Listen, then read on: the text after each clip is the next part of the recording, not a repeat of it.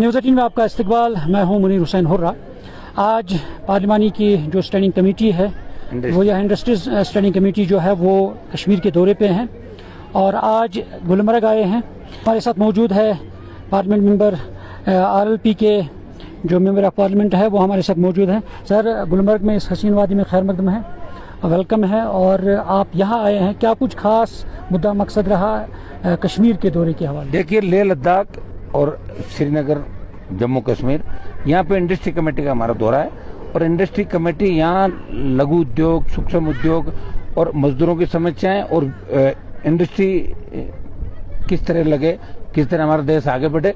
आज मैं कश्मीर की हसीन वादियों के अंदर यही संदेश नौजवानों को देना चाहूँगा कि जब जहाँ ये हसीन वादियाँ, ऐसा ही हमारा देश कैसे आगे बढ़े, देश का प्रत्येक वर्ग आगे कैसे बढ़े और लोकतांत्रिक व्यवस्था मजबूत कैसे हो।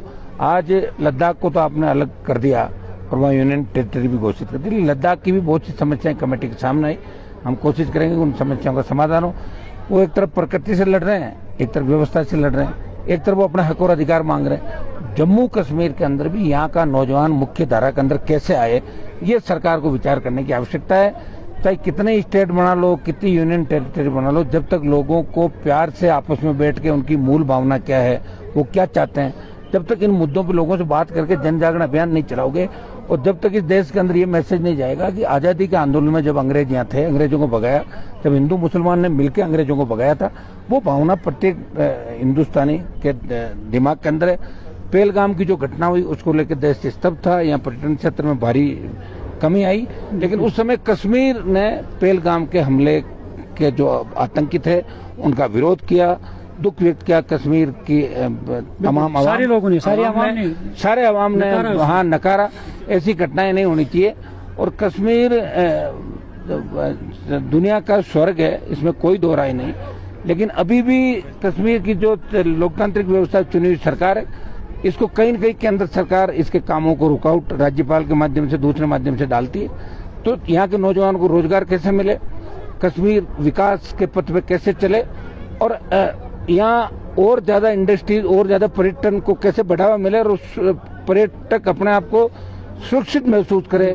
जब पर्यटक यहाँ आए तो संगीन के साए में नहीं आए, ऐसा कश्मीर प्रत्येक हिंदुस्तानी चाहता है। आपने कश्मीर की बात की कि मानते हैं कि स्टेटहुड को वापस मिलना चाहे यहाँ, ताकि यहाँ की सरकार अपने बलबूते पे काम करे? 100% राज्य को पूरी ताकत मिलनी चाहिए और हम इस मामले में हमेशा फेवर करते हैं। तमाम जो राज्य, पहले पूरी ताकत थी राज्य को, ऐसी क्या आवश्यकता पड़ गई?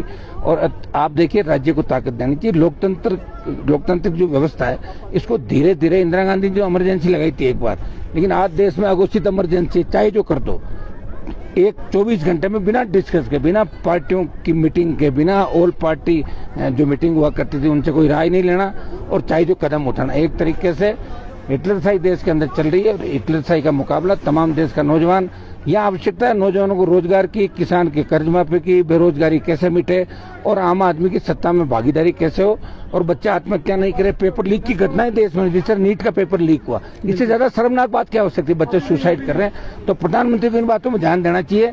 नेकी, विदेश यात्राएं और खाली सोशल साइड और दूसरे साइड से, और बीजेपी को भी अब धर्म के नाम से वोट लेने के बजाय हकीकत में काम करने चाहिए, नहीं तो लोग भारतीय जनता पार्टी को नकार देंगे आने वाले समय के अंदर। क्या मानते हैं हम मुल्क के अंदर धर्म के नाम पे बंटवारा किया जा रहा है, फसाद किए जा रहे हैं, वो भी ऐसे पॉलिटिकल पार्टीज के जरिए से? कोई, देखिए, ऐसा हिंदुस्तान के अंदर कितने लोग आए होंगे सदियों से, कितने आक्रांताओं ने हमले किए, कितने लोग आए, कितनी, लेकिन लोकतंत्र को और जो हिंदू मुस्लिम का भाईचारा उसको कोई खत्म नहीं कर पाया। यहाँ बौद्ध, ईसाई, सिख एक साथ रहते हैं। हिंदू, मुस्लिम, सिख, ईसाई आपस के अंदर भाई भाई, ये नारा इस देश के अंदर लगता है और विश्व जानता है कि सबसे बड़ा लोकतांत्रिक देश हिंदुस्तान है।